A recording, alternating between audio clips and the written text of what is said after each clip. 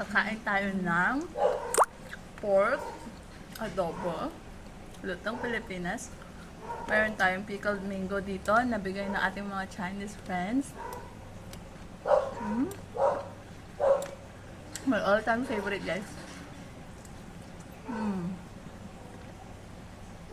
May rice, hindi na mawala.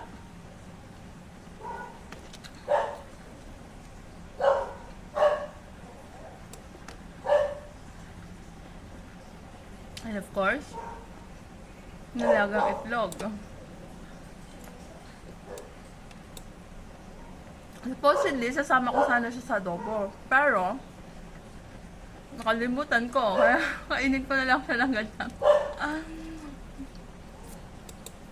Kainin yung mga dogs.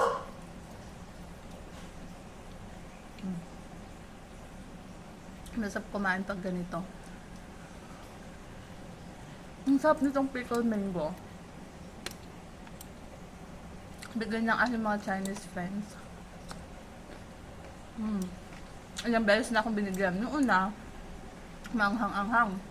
Pangalawa, malamis naman. Sarap. Sarap ng pickled mango.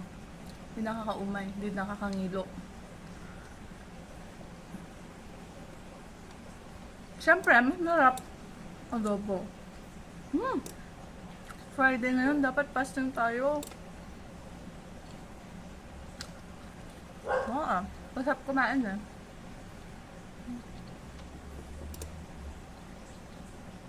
Magdo-double chin na ako, sobrang katabaan.